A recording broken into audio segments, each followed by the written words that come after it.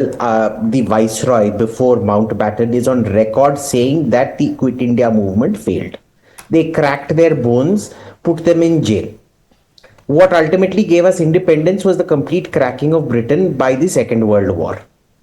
And there were very smart people at that time who sat it out. The communists were one, the Baba Saheb Ambedkar was one, the RSS was one. And you know what the RSS was doing? They were preparing for the period that came after, while the Congress was hell-bent on taking a bad situation and bringing in absolute unchecked anarchy. So, you know, you can make this case as much as you want. The RSS, there is enough. Hedgewar was a congressman initially. He came to the RSS from the Congress. Nobody wants to talk about that. Now, you can also say equally that, you know, why didn't Jinnah participate? Jinnah got Pakistan, didn't he? He managed to get Pakistan without ever participating in the Quit India movement. So then what was the level of collaboration on the Congress side with this thing that it gets handed over to them like on a golden platter? You have the entire history of Israel, where Israel was handed over to the Jews who collaborated with the British. At one point they terrorized the British, then they started collaborating with the British through the Second World War. Jinnah got his Pakistan. Why? Because he said, you know, all Muslims should take part in the side of the Allies so that we can be in good stead after all of this. Meanwhile, the Congress was ignoring completely.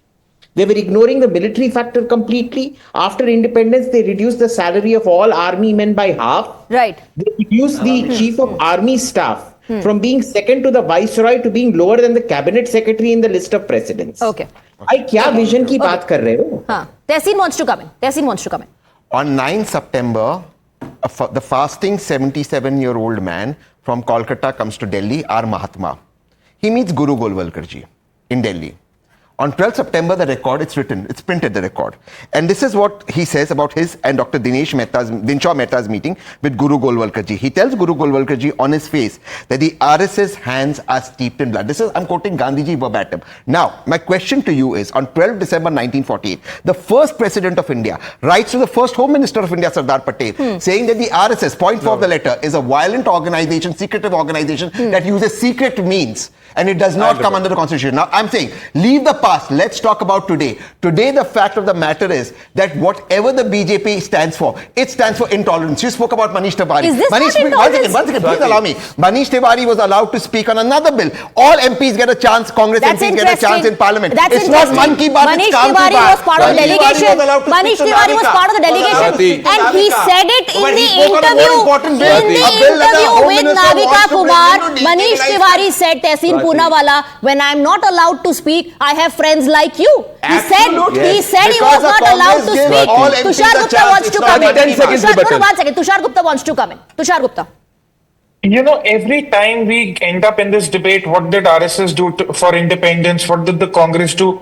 Congress in its current form would have done nothing for the independence of this country, and Congress in its current form is not doing anything for the future of the country. Do you think Rahul Gandhi's economic policies can take India anywhere?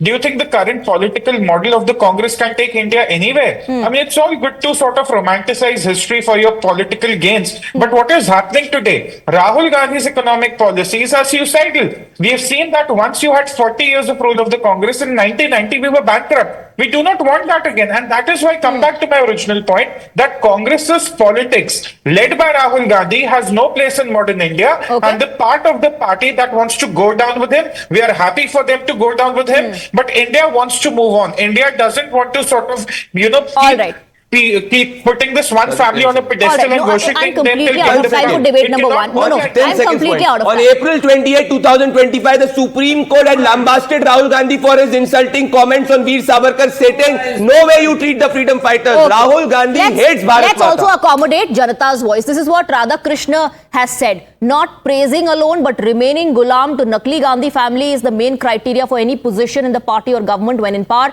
Sushma Petkar says Rahul Gandhi's dual citizenship must be discussed in the parliament. Debraj Nandi says, after all, Gandhis are the owner of the Congress party. Rest party men are their servant. Ashish Rana says, name one who opposed them and survived in the party. Those who had some dignity left remaining have compromised. Pradeep Menon says a party of sycophants. That is what the Janata has to say. It's Janata's voice on the broadcast. Let's also take a look at the results of the poll that we conducted. This is the question. Praising Gandhi is the only criteria for promotion in Congress. 86% people have voted yes, 14% people have no. It's a clear yes and no. There's no can't say in this. I'm thanking Abhijit Iyer-Mitra and Ravi Shankar Ravi for joining us on the broadcast. Let's move.